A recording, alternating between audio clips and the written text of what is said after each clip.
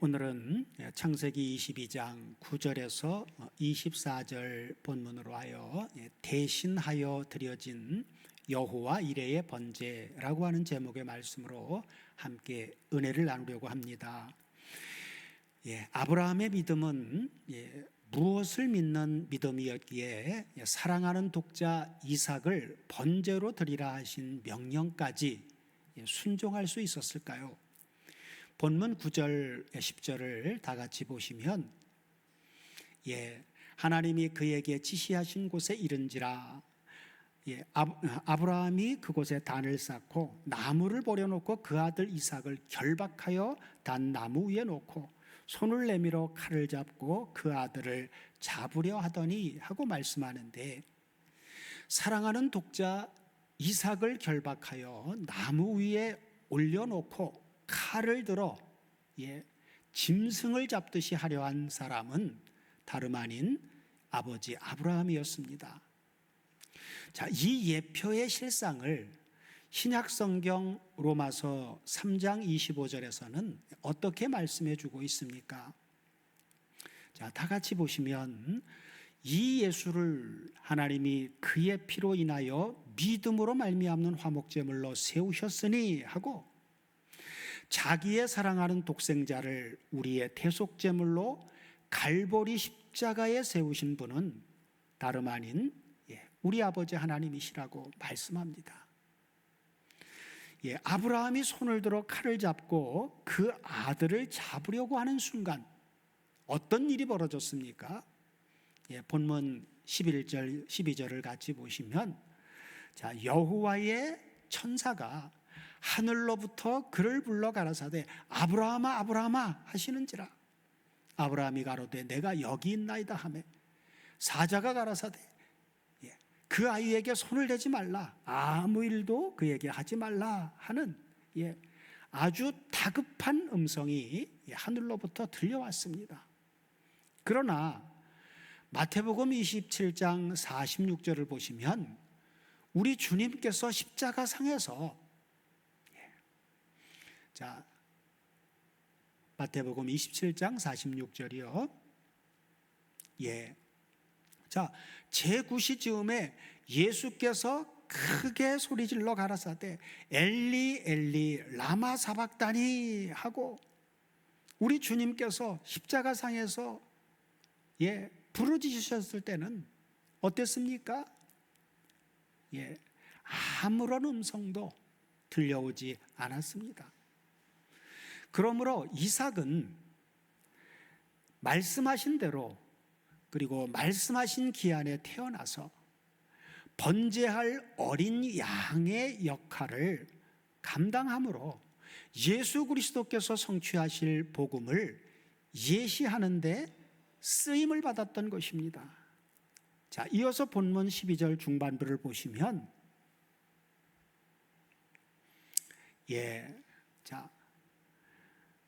내가 내 아들 내 독자라도 내게 아끼지 아니하였으니, 그러면서 내가 이제야 내가 하나님을 경외하는 줄을 아노라 하고 말씀하시는데, 이것은 15장에서 아브라함의 믿음을 의롭다고 인정하신 하나님께서 아브라함의 내면의 의와 믿음을 밖으로 드러나게 하신 사건으로 이를 의인계시라고 말합니다. 그리고 내가 이제야 아노라 하고 말씀하신 이 표현은 하나님이 전에는 모르셨다는 의미가 아니라, 하나님은 전지하신 분이죠. 그래서 전지하신 하나님께서 시험을 통해 아브라함의 믿음의 실체가, 속에 있는 믿음의 실체가 행동으로 드러나게 하셨다라고 하는 의미이고, 그것을 공식적으로 인정하신 선언입니다. 여기 내 독자라도 아끼지 아니하셨다는 말씀을 우리를 이 말씀은 우리를 어디로 인도해 줍니까? 신약성경의 로마서 8장 32절을 다 같이 보시면 자기 아들을 아끼지 아니하시고 우리 모든 사람들을 위하여 내어주시니가 어찌 그 아들과 함께 모든 것을 우리에게 은사로 주지 아니하시겠느냐 하신 말씀으로 인도해 줍니다. 자, 이제 본문 13절을 다 같이 보시면 아브라함이 눈을 들어 살펴본즉 한 수양이 뒤에 있는데 뿔이 수풀에 걸렸는지라 아브라함이 가서 그 수양을 가져다가 아들을 대신하여 번제로 드렸더라 하고 말씀하신 이 대목에서 바로 대속의 교리가 등장하게 됩니다. 자, 모리아 산에서는 이삭을 대신하여 누가요? 뿔이 수양에 걸린 뿔이 수풀에 걸려 있는 수양이 이삭을 대신해서 대속 제물이 되었습니다. 자, 이 예표가 약 415년 후 출애굽 때에는 장자 이스라엘을 대신하여 장자를 대신해서 유월절 양이 대속 제물이 되었다가 그 후로부터 약 1442년 후에는 하나님의 독생자 예수 그리스도가 갈보리 십자가에서 우리의 대속물이 되어 주심으로 성취되었던 것입니다. 아브라함은 8절에서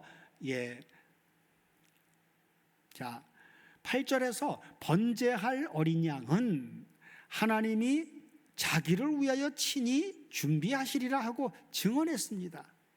그리고 다윗은 시편 40편 6절에서 주께서 나의 귀를 통하여 들리시기를 그러면서 제사와 예물을 기뻐 아니하시며 번제와 속죄제를 요구치 아니하신다 하고 증언했습니다. 그런데 이 두 증언이 신약성경 히브리서 10장 5절에서 아브라함과 다윗의 이 두 증언이 히브리서 기자를 통해서 이렇게 적용하죠. 그러므로 세상에 임하실 때에 가라사대 하나님이 제사와 예물을 원치 아니하시고 한 이 다윗의 증언과 그리고 뒤에 오직 나를 위하여 한 몸을 예비하셨다 한 아브라함의 증언이 짝을 이루어서 충족한 계시로 우리에게 주어진 것입니다. 구약 시대에 이러한 깨달음을 얻었다라고 하는 것은 실로 혁명적인 사건입니다. 아브라함에게 내게 일러준 한 산이라고 지시하신 모리아 산과 그리고 다윗에게 오른란의 타작마당에 단을 쌓으라고 지시하신 곳과 그리고 우리 주 예수 그리스도께서 대속 제물이 되어 주신 갈보리 산이 동일한 장소라고 하는 성경의 통일성을 우리가 대하게 될 때 우리는 하나님 앞에 경외하는 마음으로 무릎을 꿇게 되고 감사하는 마음으로 하나님을 찬송하게 되는 것입니다. 그래서 본문 14절에서 아브라함이 그 땅 이름을 여호와 이레라 하였으므로 오늘까지 사람들이 이르기를 여호와의 산에서 준비되리라 하더라 하고 말합니다. 그러므로 22장을 통해서 계시하시려고 하는 중심 주제는 그리스도가 아브라함의 자손으로 오셔서 어떤 방도로 천하 만민이 구원을 얻게 되는가 하는 대속 교리를 보여주시려고 하는데 있는 것입니다. 22장은 하나님께서 택하여 구속사의 무대에 세우신 아브라함의 사명의 정점입니다. 이제 아브라함의 남은 임무는 사라가 죽은 후에 24장에 가서 보게 될 이삭의 배필을 짝지어주는 임무입니다. 그리고 아브라함은 구속사의 무대에서 퇴장하게 됩니다. 그러므로 우리는 아무리 아브라함의 신앙이 위대하고 그의 순종이 귀하다고 해도 우리의 시선을 그에게 빼앗겨서는 안 됩니다.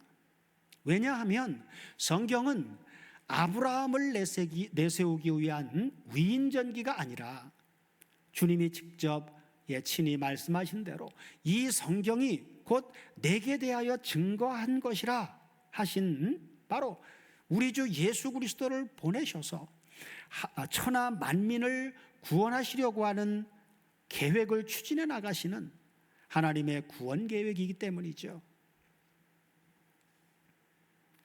화가 중에 최후의 만찬을 그렸던 레오나르도 다빈치가 3년이나 걸려서 최후의 만찬을 그렸을 때의 일화가 있는데, 그는 친구에게 이 최후의 만찬의 이 작품을 보여주면서 한번 평을 좀 해봐라 하고 부탁을 했다고 합니다.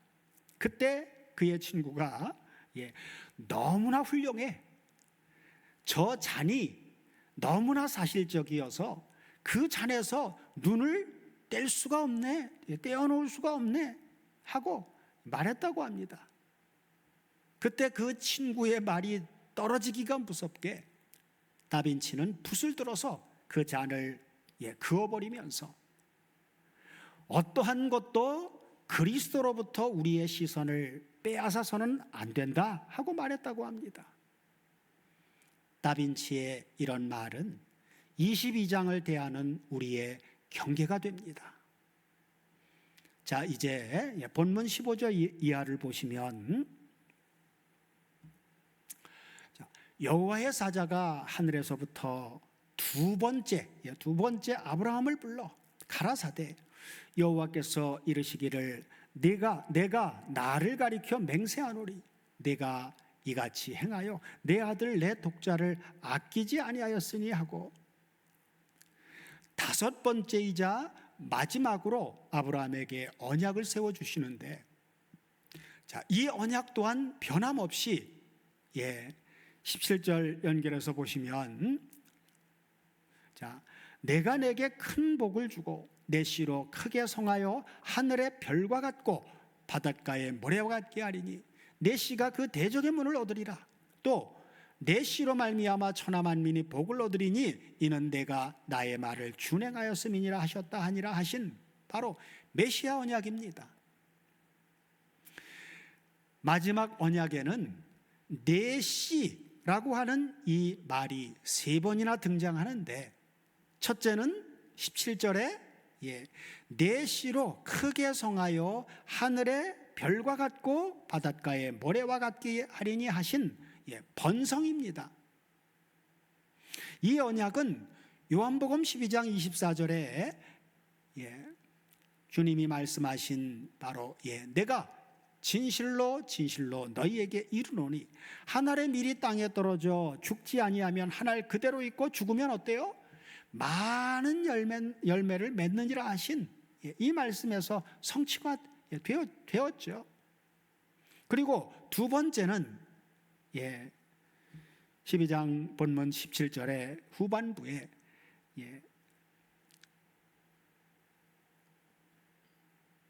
후반부에 보시면 두 번째는 바로 내 씨가 그 대적의 문을 얻으리라 하는 승리입니다. 그리고 세 번째 말씀은 결론인데, 또 내 씨로 말미암아 천하 만민이 복을 얻으리니 하신 바로 복음이 이방인에게까지 확장되게 하실 구원입니다. 자, 여기서 우리가 주목해야 될 점은 22장 17절에 내 씨가 그 대적의 문을 얻으리라 하신 말씀입니다. 하나님께서는 이제까지 천하 만민이 복을 얻으리라 하고 복은 말씀하셨으나 아브라함의 씨가 대적의 문을 차지하리라, 다시 말해 원수를 정복하게 되리라고 하는 승리는 여기가 처음으로 하신 말씀입니다. 자, 그렇다면 어찌하여 이 대목에 와서 대적을 정복하게 될 승리를 말씀하신 것입니까? 그것은 창세기 3장 15절에서 이미 여자의 후손은 내 머리를 상하게 하리라 하는 선언과 결부되어지는 말씀인데, 그를 번제로 드리라 하신 바로 번제 때문입니다. 자, 우리 주 예수 그리스도께서 어떤 방도로 우리의 대적인 마귀를 어떤 방법으로 정복하셨습니까? 히브리서 2장 14절 15절 말씀을 다 같이 보시면 자녀들은 혈육에 함께 속하였음에 그도 또한 한 모양으로 혈육에 함께 속하심은 사망으로 말미암아 사망의 세력을 잡은 자 곧 마귀를 없이 하시며 또 죽기를 무서워함으로 일생에 매여 종로로 타는 모든 자들을 놓아주려 하심이니 하고 말씀하시는데, 이는 그리스도께서 육신을 입고 오셔서 번제물로 십자가에 달려 죽으시고 다시 사심을 통해서 사망의 세력을 잡은 자 곧 마귀를 정복하셨다는 말씀입니다. 사탄은 주님을 죽이면 자신이 승리하는 줄로 알았으나 도리어 자신이 멸망하게 될 복음의 능력이 나타나게 된 것입니다. 이것이 바로 영원부터 만물을 창조하신 하나님 속에 감추었던 하나님의 지혜입니다. 앞서서도 언급했지만 아브라함과 관련해서는 기사와 이적이 전혀 나타나지 않습니다. 그러나 대적의 성문을 차지하리라 하신 복음의 능력이 나타나 있는 것을 우리는 명심해야만 합니다. 그래서 주님은 마태복음 16장 4절에서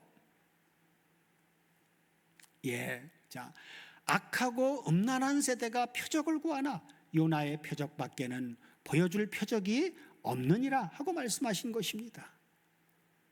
아브라함에게 계시하신 하나님은 기사와 이적을 행하시는 하나님이 아니라 죽은 자를 살리시며 없는 것을 있는 것 같이 부르시는 하나님이십니다. 하나님은 백세나 되어 몸에 죽은 것 같은 아브라함과 태에 죽은 것 같은 사라를 통해 언약의 자손 이삭을 태어나게 하셨고, 이런 하나님을 경험한 아브라함은 하나님이 능히 이삭을 죽은 자 가운데서 살리실 줄로 생각하고 믿음으로 이삭을 번제로 드렸다고 말씀합니다. 죽은 자를 다시 살리시는 하나님의 능력이 바로 허물과 죄로 죽었던 우리를 살려주신 하나님의 능력의 지극히 크심입니다. 그래도 무엇이 부족하다고 생각하겠습니까? 오늘 본문 18절에는 내 씨로 천하 만민이 복을 얻으리니 하신 언약이 있고, 그리고 16절에는 내가 나를 가리켜 맹세하노니 하신 맹세가 있습니다. 하나님께서는 마지막으로 언약을 세워주시면서 맹세로 그 언약을 보증하여 주신 것입니다. 이 점을 신약성경 히브리서 6장 17절에서는 하나님은 약속을 기업으로 받는 자들에게 그 뜻이 변치 아니함을 충분히 나타내시려고 그 일에 맹세로 보증하셨나니 하시면서 약속과 맹세를 가리켜 히브리서 6장 바로 18절 연결해서 보면 이 두 가지 변치 못할 사실이라고 말씀하십니다. 우리는 모두 하나님을 믿고 있습니다. 그렇다면 우리는 맹세로 보증하여 주신 하나님의 약속의 말씀도 믿고 있습니까? 그렇다면 다시 한번 질문드리겠습니다. 우리의 믿음은 하나님의 말씀 앞에 아브라함처럼 행함으로 결단하는 믿음입니까?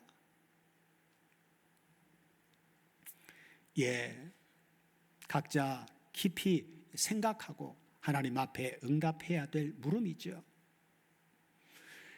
자, 끝으로 본문 20절 이하를 다 같이 보시면 2일 후에 혹이 아브라함에게 고하여 이르기를 밀가가 그대의 동생 나홀에게 자녀를 낳았다 하였더라 하고 말씀하는데, 자, 이 말씀은 문맥과는 상관없는 돌발적인 말씀이나 그렇다고 무의미한 것은 아닙니다. 나홀은 바로 아브라함의 동생이죠.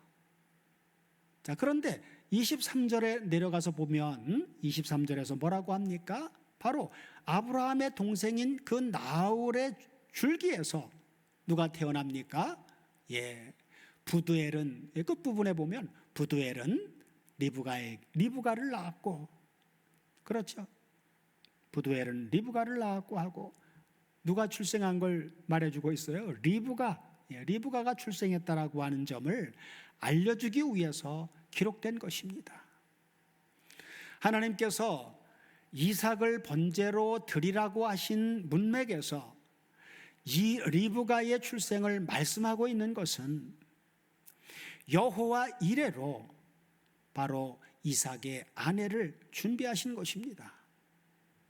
그래서 이 예표가 그리스도께서 번제, 즉 대속제물로 자신을 드려주심으로 누가 탄생을 했습니까? 바로 그리스도의 신부가 될 교회가 탄생하게 된 것으로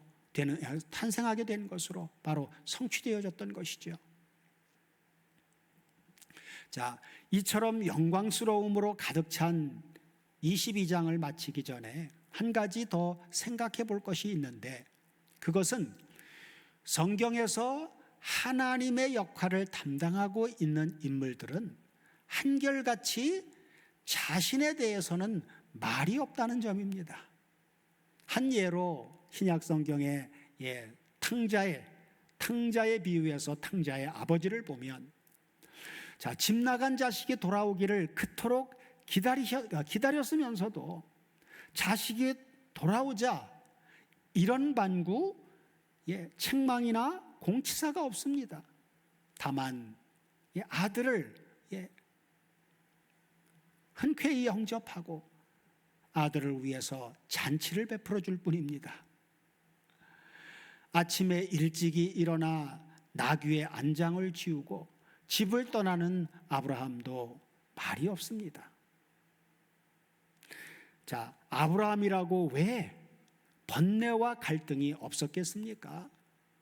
아브라함이나 우리나 다를 바 없죠. 만약에 아브라함에 닥쳤던 이 시험이 저와 여러분들에게 닥쳤다면 우리가 어떨까요? 생각해 보면 아찔합니다. 그죠? 아브라함도 분명히 그 마음에 번뇌와 갈등이 있었을 것입니다. 그러나 성령께서는 그것을 성경에 기록하도록 허락하지 않으셨습니다. 제물로 쓸 이삭을 앞세우고 모리아 산으로 오르는 장면에서도 아브라함은 말이 없습니다. 다만 이삭이 아버지요, 불과 칼은 여기 있는데 번제할 어린 양은 어디 있나이까라고 물었을 때, 아들아, 번제할 어린 양은 하나님이 자기를 위해서 친히 준비하시리라 하는 오직 한마디 증언뿐입니다. 이것이 바로 하나님 우리 아버지의 마음입니다. 거짓된 인간이 어떻게 자기 아들을 아끼지 아니하시고 갈보리 십자가에 내어주신 하나님 우리 아버지의 심정을 조금이라도 짐작할 수 있겠습니까? 우리는 성경을 통해서 나타내 주신 하나님의 사랑, 당연한 것으로 혹시나 치부하고 있지는 않습니까? 십자가를 통해서 우리에게 확증하신 하나님의 사랑. 어떤 사람은 어느 날 제가 유튜브에 이제 짧은 영상으로 올린 걸 보는데 그런 메시지가 있더라고요. 성경의 많은 말씀 중에 오직 마지막으로 한 가지만 남겨줬으면 하는 말씀은 무엇일까? 무엇이었으면 좋겠습니까? 그러면서 이제 그런 짧은 영상을 올렸는데 거기서 나온 말씀이 바로 뭐냐? 자, 여러분, 성경 창세기부터 계시록까지 수많은 구절들이 있는데 여러분, 마지막까지 정말 우리가 붙들고 하나님의 사랑 안에서 머물 수 있는 한 구절을 선택한다면 여러분, 어떤 구절이 머릿속에 지금 떠오릅니까?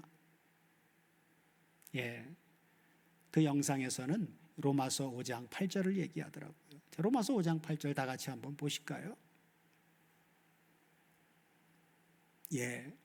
우리가 아직 죄인 되었을 때에 그리스도께서 우리를 위하여 죽으심으로 하나님께서 우리에게 대한 자기의 사랑을 확증하셨느니라. 그렇죠?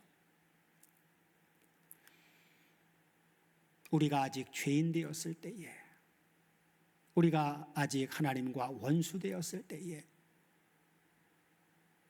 우리 주 예수 그리스도께서, 그렇죠, 우리를 위하여 죽으신 것, 바로 하나님이 자기의 독생자를 우리의 죄사함을 위해서 번제로 내어주신 이것 말고, 이것 외에 어떤 사랑을 더 요구하고 어떤 사랑을 더 나타내 주시기를 원할 겁니까? 이 한 가지 사랑이 하나님의 최고의 사랑의 확증이고 최대의 사랑의 확증입니다.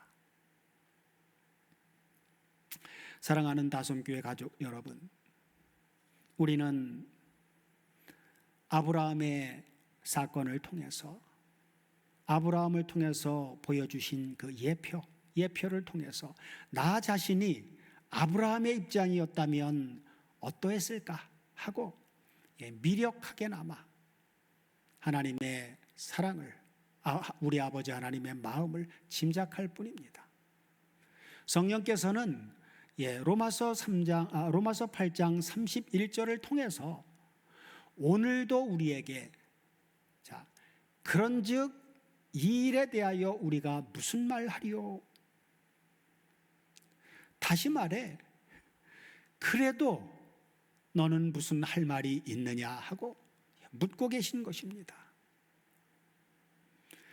하나님 우리 아버지는 나 같은 죄인을 위해서, 나 같은 원수를 위해서 자기 아들을 대속제물로 십자가에 세우시면서도 아무 말씀도 없으신데 우리는 작은 시련 앞에서도 무슨 말이 그리도 많은 것일까요? 우리 모두로 그리스도 예수의 십자가를 통해서 나타내 주신 헤아릴 수 없는 하나님의 큰 사랑 안에서 하나님께서 우리를 창조하신 목적대로 하나님의 영광과 찬송이 되는 삶을 날마다 살게 해주시기를 우리 주 그리스도 예수의 이름으로 축원드립니다. 아멘.